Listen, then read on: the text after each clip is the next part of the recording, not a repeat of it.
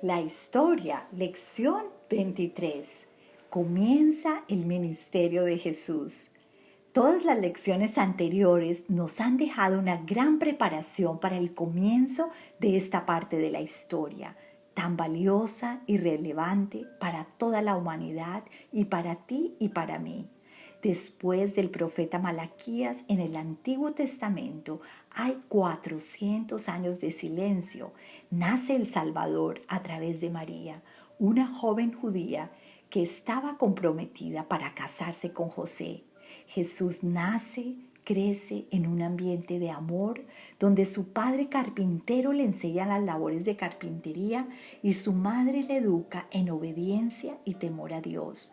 No hay mucho más registrado en la Biblia en los años de juventud de Jesús y aparece más adelante un Jesús adulto al que calculamos 30 años según la tradición, y es aquí donde inicia su ministerio de 3 años antes de ser crucificado.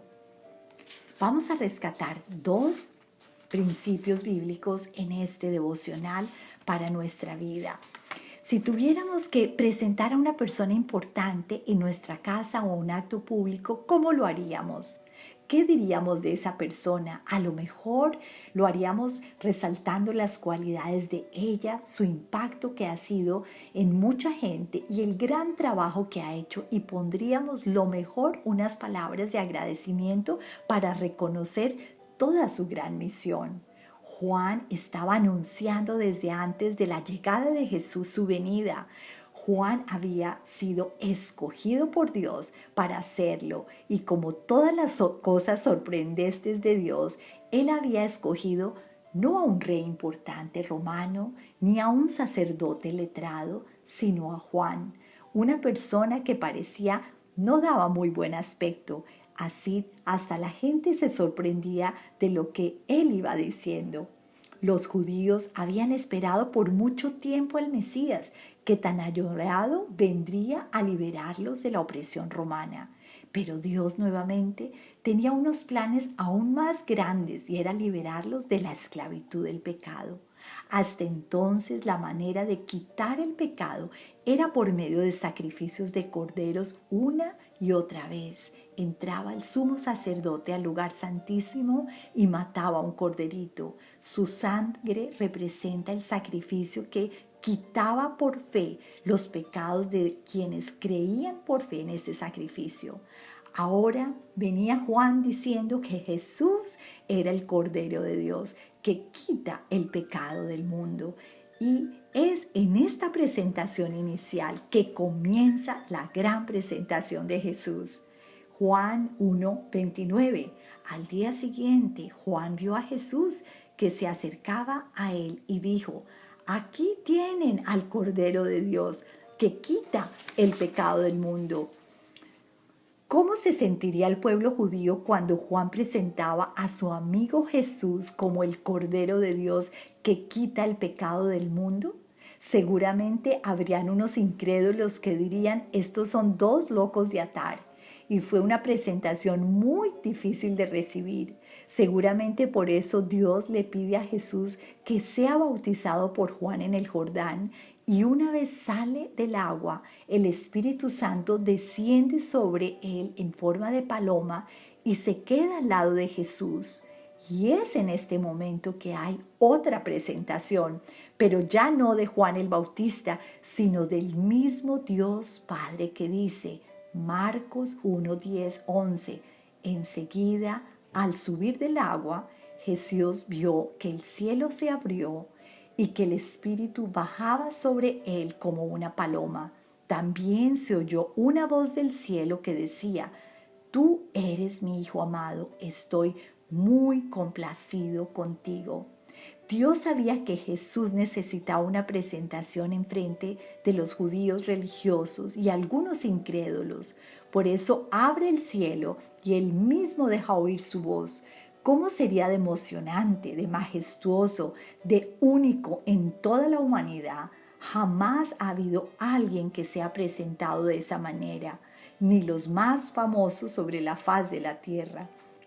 pues era Jesús quien empezaba su ministerio y para lo cual había venido a este mundo, fue que empezó a revelarse. Hasta este momento todo lo planeado por los judíos y la espera del Mesías estaba bajo control. Ahora cambiaban las cosas.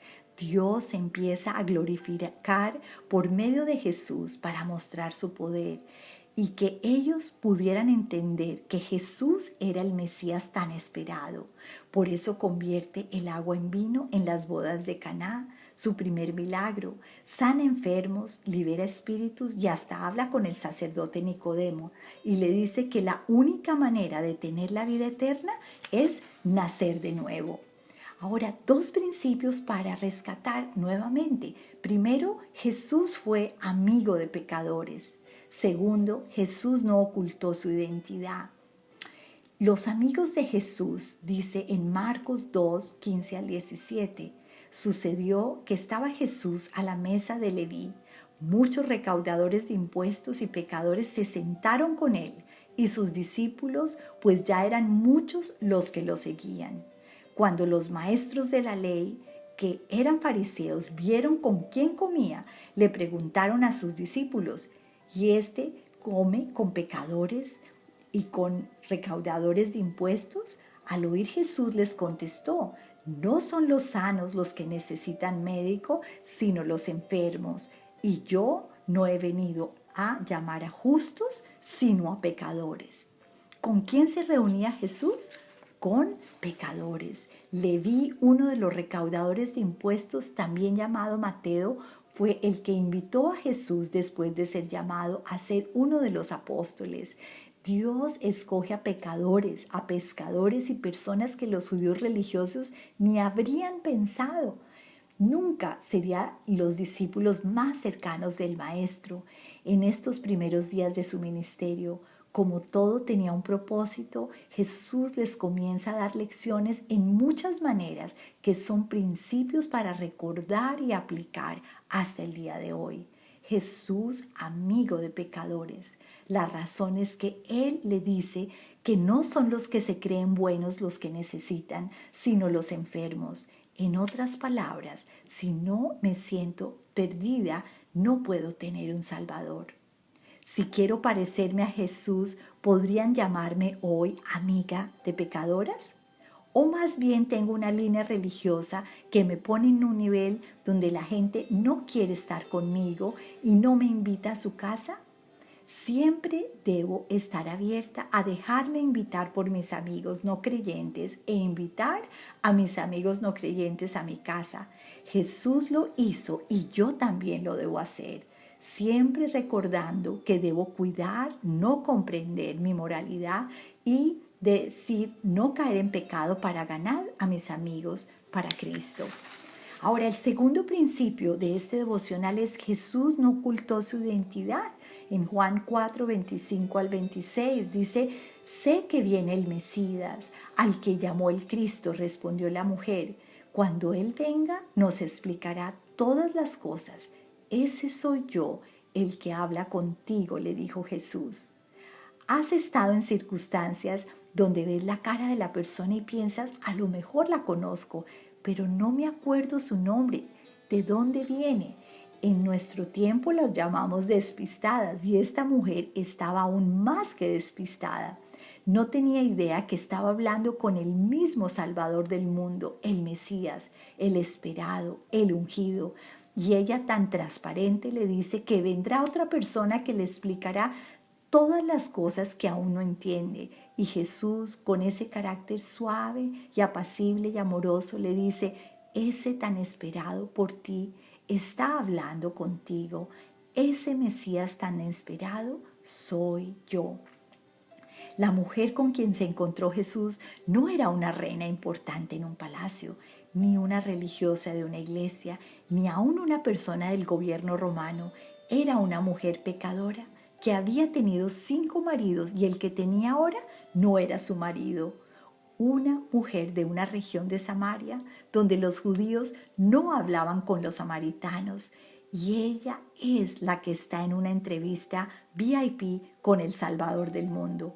Nuevamente Jesús, como lo hizo en la casa de Leví y nos dejó una lección, ahora lo hace en el pozo de Jacob en Sicar y nos deja otras lecciones para toda la humanidad. Les dice dos cosas importantes a esta mujer. Juan 4:13.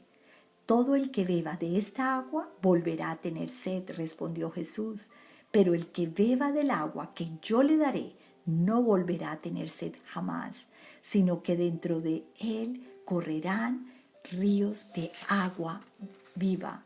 Juan 4:23-24. Pero se acerca la hora y ha llegado ya en que los verdaderos adoradores rendirán culto al Padre en espíritu y en verdad, porque así quiere el Padre que sean los que le adoren.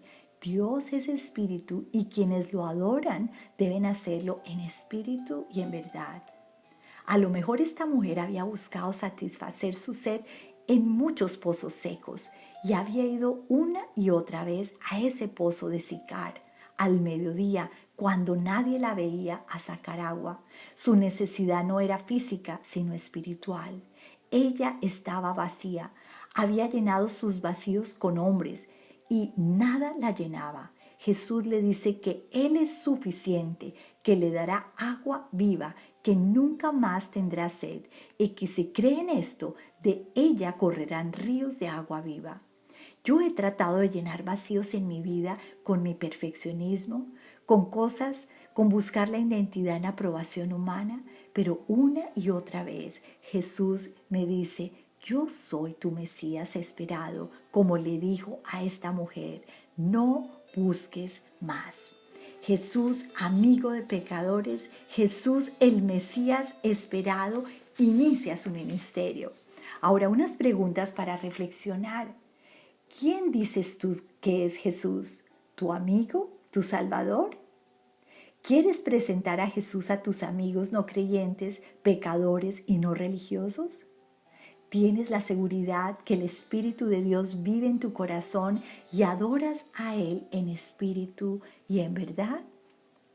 Espero que este devocional haya bendecido tu vida como lo ha hecho la mía. Dios te bendiga.